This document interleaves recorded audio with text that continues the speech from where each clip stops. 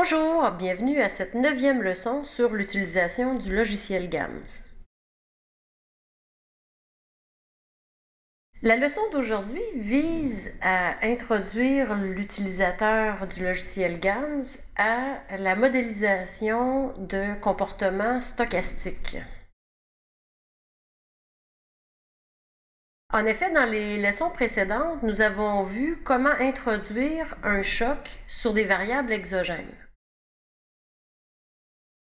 À chaque fois que nous avons simulé un choc, nous avons fait l'hypothèse que l'ampleur du choc était connue à l'avance. Par exemple, lors de la dernière leçon sur les modèles d'équilibre général, nous avions fait un choc de 10% d'augmentation de l'offre de travail. Ceci étant dit, il y a des cas où l'ampleur du choc est moins prévisible. Par exemple, le rendement d'une terre peut varier d'une année à l'autre, dépendamment de la pluviométrie. De la même façon, nous savons tous que le prix mondial d'un baril de pétrole fluctue de façon quotidienne, même suivant, entre autres, un comportement spéculatif.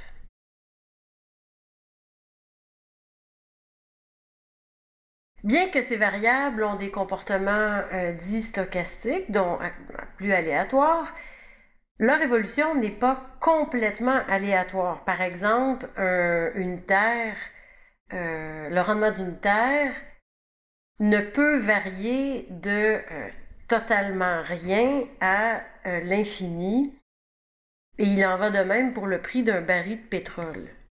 Dans la plupart des cas, l'économiste a quand même quelques informations, c'est-à-dire la valeur moyenne d'une variable, par exemple, sa volatilité ou la distribution que la variable suit dans le temps. L'objectif de cette leçon est donc de montrer comment GAMS peut être utilisé pour produire des valeurs aléatoires et comment utiliser ces valeurs dans le cas de simulation stochastique.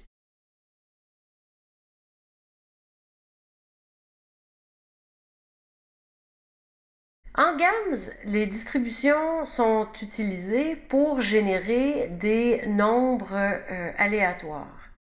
Il existe un grand nombre de distributions possibles, tel que le montre le tableau qui suit. Évidemment, ce n'est pas l'objectif de la présente leçon de faire une révision complète de toutes les lois de distribution qui sont possibles. Et d'ailleurs, chacune des lois qui figurent dans les tableaux que vous avez sous les yeux en ce moment sont explicitées dans le guide utilisateur de GAMS. Je vous invite donc, si vous voulez plus d'informations sur chacune de ces lois-là, à faire un tour dans le guide de l'utilisateur. Bien sûr, dépendamment du type de distribution choisi, les informations requises pour générer un chiffre aléatoire vont être différentes. Donc, le tableau que je vous ai présenté à la diapo précédente vous présente les différents types de distributions, que ce soit des distributions continues ou discrètes, qui peuvent être utilisées pour générer des chiffres aléatoires. Et dans le tableau, donc J.3 de Rosenthal, qui est le guide utilisateur de GAMS, en plus de ces informations-là, vous avez l'ensemble des informations qui sont requises pour chacune de ces lois. Qui plus est, pour chacune des distributions, dans le guide utilisateur de GAMS, un lien vers MathWorld dirige directement l'utilisateur à une description mathématique et graphique complète de la distribution choisie.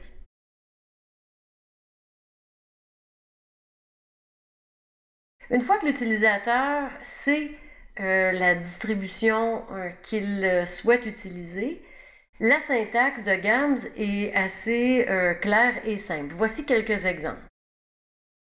Supposons une variable x qui a un comportement stochastique et qui suit une distribution uniforme. Pour produire de façon aléatoire des valeurs pour la variable x, les informations qui sont requises pour une distribution uniforme sont la valeur minimale et la valeur maximale que la variable x peut prendre.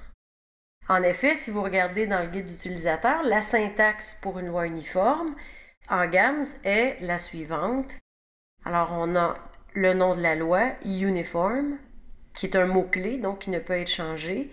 Et entre parenthèses, vous avez les informations qui sont requises. Alors, vous devez tout d'abord préciser la valeur minimale, puis la valeur maximale. Ainsi, si on souhaite produire une valeur aléatoire pour la variable x, sachant que cette variable x suit une distribution uniforme de valeur minimale 1 et de valeur maximale 10, on écrirait tout simplement ceci, donc x, le nom de la variable, égale uniforme, notre mot-clé qui décrit la loi qui est suivie par cette variable, la valeur minimale, virgule, la valeur maximale. N'oubliez pas votre point-virgule à la fin des déclarations. Notez que dans le cas de la loi uniforme, il est possible de ne produire que des nombres entiers. Donc, si vous ne souhaitez pas avoir de décimales, la façon de procéder est d'utiliser la commande uniforme, mais en ajoutant à la suite int, uniform int pour integer en anglais, donc qui produira un nombre entier. De façon plus précise, si vous aviez le code gamme suivant, donc on définit un paramètre, paramètre x, et auquel on applique une loi uniforme, dans un cas uniforme continu et dans l'autre cas uniforme mais un nombre entier, en ajoutant la commande display après chaque commande pour faire afficher dans le fichier de sortie la valeur que prendra la variable x, nous aurions les valeurs suivantes dans le fichier LST. Donc, la première partie du code qui produit une valeur aléatoire pour x en suivant une loi uniforme de minimum 1 et de maximum 10, produirait dans le fichier LST une valeur de 2,546. Notez que si vous écrivez cette même formule sur votre ordinateur, puisque la valeur est aléatoire, il est fort probable que la valeur qui sera affichée dans votre fichier LST soit différente de celle-ci. Vous noterez qu'en utilisant la loi uniforme, mais en précisant int après la loi, on obtient effectivement un nombre entier, ici 9. Encore une fois, si vous utilisez ce même code sur votre ordinateur, il est probable que la valeur qui soit affichée dans votre fichier de sortie soit différente puisqu'il s'agit ici d'un nombre aléatoire.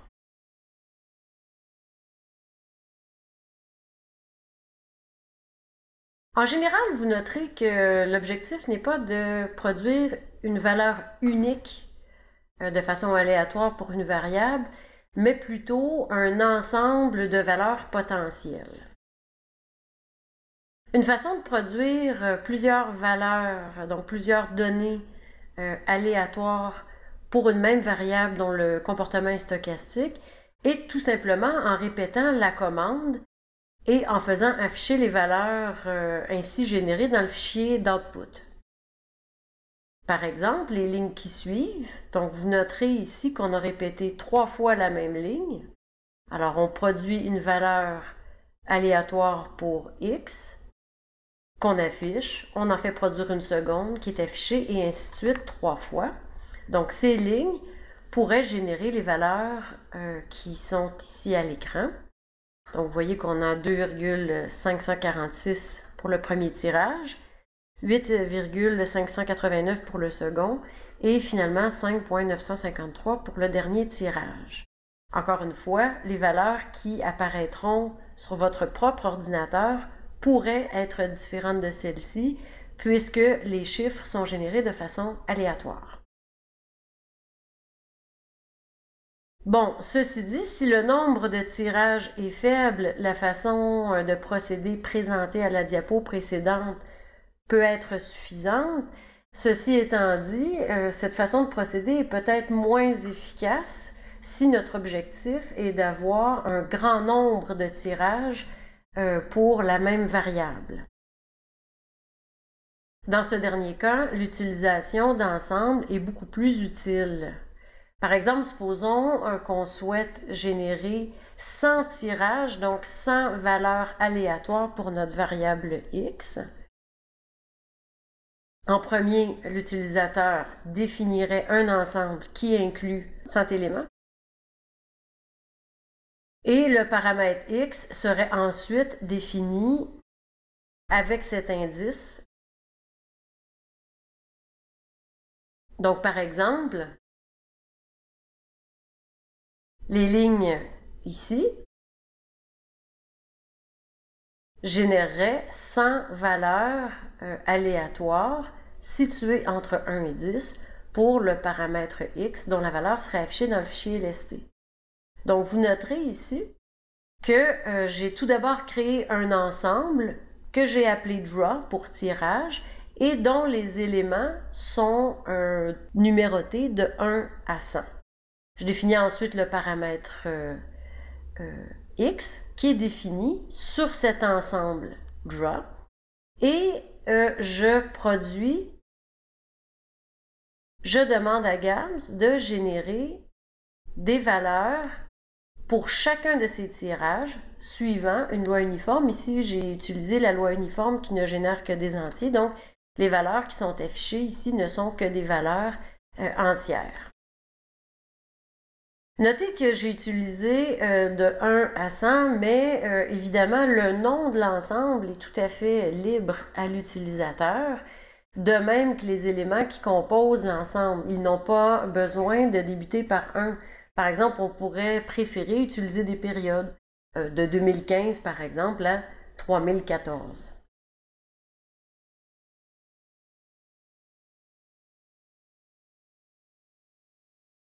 Les chiffres, les données aléatoires qui sont générées pour une variable dont le comportement est stochastique sont généralement utilisées dans les modèles économiques afin de simuler justement des chocs stochastiques. Dans la section qui suit, nous allons utiliser le modèle présenté à la leçon précédente pour vous montrer comment on peut introduire ce genre de choc. Évidemment, puisque le modèle présenté à la leçon 8 a été expliqué de façon complète à la leçon précédente, ici nous ne présenterons que les changements qui ont été apportés par rapport à la structure du modèle de la leçon 8. Supposons que la productivité du capital est stochastique. Ce phénomène pourrait être représentatif, par exemple, du rendement variable des différentes cultures selon la pluviométrie observée.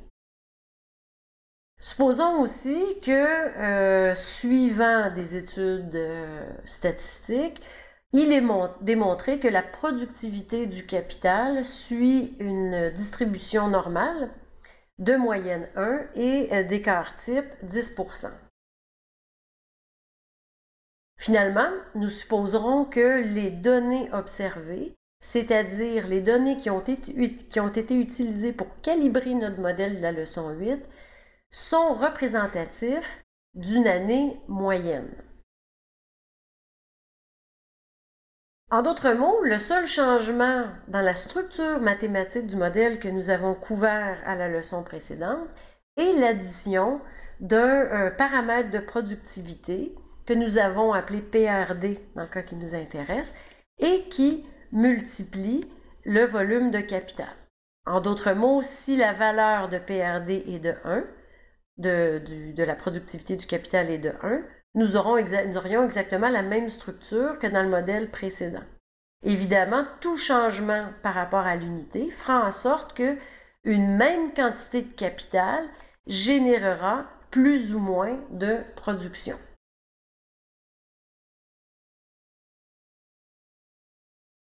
Dans notre code GAMS, nous allons procéder en 2 étapes. Nous allons tout d'abord créer un fichier distinct et séparé dans lequel nous allons programmer la génération de valeurs aléatoires pour notre variable de productivité. Alors, j'ai ici mon fichier distinct, donc c'est un fichier autre que mon fichier de modèle, et qui contient très peu de lignes, comme vous le verrez. Alors, supposons que je souhaite faire mes simulations sur une période de 30 ans, par exemple, donc avec 30 tirages. Je définis l'ensemble D. Encore une fois, libre à vous d'appeler votre ensemble du nom qui vous ira. Mon ensemble D, donc, qui est le nombre de tirages, est situé entre 1 et 30, donc il y aura exactement 30 tirages. Je définis ensuite un paramètre que je nomme PRD souligné STC pour productivité stochastique, qui est un paramètre qui a l'indice D, donc il y aura une valeur pour le tirage 1, tirage 2, tirage 3 et ainsi de suite jusqu'à 30. Je vous rappelle en passant qu'il est important de sauvegarder tous vos fichiers dans le même répertoire, c'est-à-dire dans le répertoire où votre projet a été créé. En effet, ici, on crée un nouveau fichier dans lequel le tirage sera effectué. Si ce fichier n'est pas sauvegardé au même endroit que celui où votre projet a été créé, bien, vous devrez spécifier dans votre programme où aller chercher les données qui sont générées par ce fichier. Bon, ensuite, on génère les valeurs aléatoires pour notre facteur de productivité, comme on l'a dit quelques diapos plus tôt, en supposant une distribution normale de moyenne 1 et d'écart type 10% ou 0,1. Si vous regardez dans la documentation du guide de l'utilisateur, vous noterez que la syntaxe pour produire des valeurs aléatoires qui suivent une distribution normale est la suivante, donc le nom de la loi ici qui est normal, et entre parenthèses, la moyenne, virgule, la valeur de l'écart type. Alors la façon de procéder est donc la suivante. Mon paramètre PRD STC suivra une distribution normale de moyenne 1 et de variance 0,1. Les résultats sont ensuite stockés dans un fichier GDX qui sera introduit par la suite dans notre programme principal pour générer nos simulations aléatoires. Alors, la commande est la suivante, execute souligné onload. Je donne un nom à mon fichier GDX. Ici, il s'appellera draw pour tirage. Rappelez-vous de mettre le nom du fichier entre guillemets. Et le seul élément de ce fichier sera les valeurs du tirage pour mon paramètre de productivité. Je vous rappelle que nous avons couvert l'introduction et la création de fichiers GDX à la leçon 7. Donc, si vous avez besoin de vous rafraîchir la mémoire, je vous invite à visionner la leçon 7.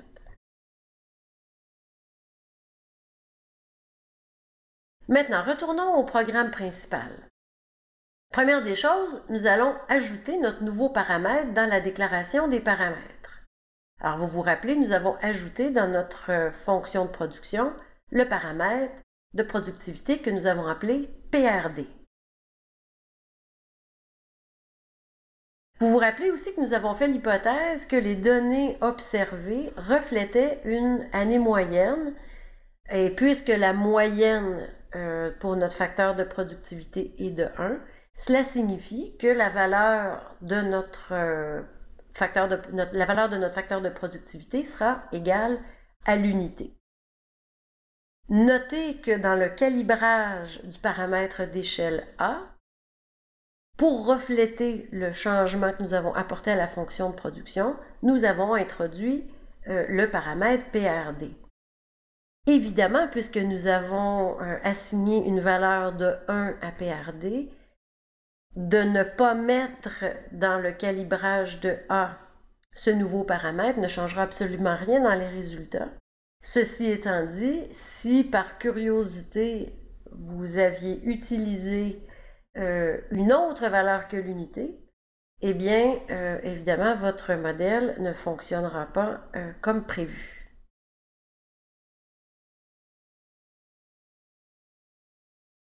Ensuite, nous modifions l'équation de PIB pour inclure le facteur de productivité. Alors, le seul changement est d'inclure notre facteur de productivité. Notez bien ici que le facteur de productivité multiplie K uniquement et doit donc figurer entre parenthèses avec notre volume de capital. Puisque nous avons assigné une valeur de 1 au paramètre PRD, si vous arrêtez les modifications à votre modèle à ce stade-ci et vous faites résoudre le modèle, évidemment, les résultats seront exactement les mêmes que ceux produits à la leçon précédente. Mais maintenant, présumons que ce qui nous intéresse est de suivre l'évolution de la production nationale en supposant que la productivité pour le capital a un comportement stochastique. Donc, à la fin de notre code GAMS, alors c'est les lignes qui figurent maintenant à l'écran, doivent être écrites à la toute fin du programme GAMS qui a été écrit à la dernière leçon. Alors, à la toute fin, nous aurions donc ici des lignes similaires à celles que nous venons d'écrire dans notre fichier temporaire. Alors, on définit notre ensemble D, ici, qui est le nombre de tirages, donc de façon cohérente avec notre programme écrit précédemment. Et on définit deux paramètres. Le premier est exactement le même que celui qui a été créé dans notre sous-programme, donc PRD-STC, qui est la productivité, mais qui prend des valeurs variables, et la production nationale, suivant les différentes valeurs que peuvent prendre la productivité du capital. Bien sûr, vous pourriez inclure d'autres éléments si vous désirez, par exemple, suivre l'évolution du rendement du capital ou du revenu des agents ou quoi que ce soit en suivant vos simulations stochastiques. Pour l'heure, nous avons uniquement inclus la production nationale. Ensuite, nous importons les données générées dans le programme précédent. Alors, je vous rappelle qu'à la leçon 7, nous avons vu comment importer des données à partir d'un fichier GDX. Alors, la commande est $GDX in suivi du nom du fichier GDX. Et sur la ligne qui suit, $load, le nom du paramètre que nous souhaitons importer du fichier GDX. La partie qui suit est un peu plus complexe puisque nous souhaitons faire résoudre le modèle de façon successive pour toutes les valeurs possibles que peut prendre notre facteur de productivité. Et nous souhaitons également stocker les résultats de la variable Y, comme mentionné à la diapo précédente. Alors, vous vous rappellerez à la leçon 6, nous avons couvert la commande loop et je vous avais précisé qu'une des utilités était pour la résolution successive d'un modèle. Alors, voici un excellent exemple. Alors, pour chacun des éléments de D, GAMS utilisera la valeur qui a été générée par notre petit programme pour PRD-STC, donc assignera au paramètre PRD, qui est celui qui figure dans nos équations, assignera de façon successive chacune des valeurs de notre facteur de productivité stochastique. On résout le modèle pour chacun des tirages, puis on assigne la valeur résultante de la production nationale à notre paramètre YSTC. En d'autres mots, la commande loop procède comme suit. GAMS débute par le premier élément de D, c'est-à-dire 1. Assigne au paramètre de productivité qui figure dans ma fonction de production la valeur de mon paramètre stochastique de la période 1. Le modèle se résout en utilisant cette valeur et mon paramètre YSTC sera égal à la période 1 à la valeur résultante de ma variable Y. Ensuite, pour la période 2, GAMS fait exactement la même chose. Remplace donc le paramètre de productivité par le paramètre généré de façon stochastique pour la période 2, résout le modèle et stocke la valeur résultante de Y en l'assignant au paramètre YSTC de la période 2. Recommence pour la période 3 et ainsi de suite jusqu'à ce que GAMS arrive à la 30e période ou au 30e tirage. Finalement, afin de voir les résultats, j'ai ajouté à la toute fin de mon code GAMS la commande display qui me permet de voir quelle est l'évolution de ma production nationale et la valeur de mes différents facteurs de productivité selon mes différents tirages. Alors, si je fais tourner mon modèle, j'observe ici donc les valeurs de ma production nationale pour mes 30 tirages, donc de 1 à 30, de même que la valeur de ma productivité stochastique du premier tirage jusqu'au 30e. Vous noterez au passage qu'il n'est pas surprenant de voir que la production totale est inférieure est plus petite lorsque le facteur de productivité est plus faible et plus élevé lorsque le facteur de productivité l'est aussi. Évidemment, vous auriez pu aussi vous créer un fichier de sortie soit GDX, soit XLS, qui vous aurait permis de construire des tableaux de résultats pour vos différentes variables sous les 30 tirages. Votre devoir pour cette leçon, c'est simple, c'est de reproduire ce que nous avons fait aujourd'hui, c'est-à-dire utiliser le modèle développé à la leçon 8, y ajouter un facteur de productivité, créer un programme, donc un fichier à part dans lequel vous ferez des tirages aléatoires pour ce paramètre. Alors vous présumerez, comme nous avons fait dans l'exemple, que le paramètre suit une distribution normale de moyenne 1 et de variance, d'écart type 0,1. Et vous ferez des simulations stochastiques de la même façon que nous l'avons fait dans la leçon d'aujourd'hui. Bon travail!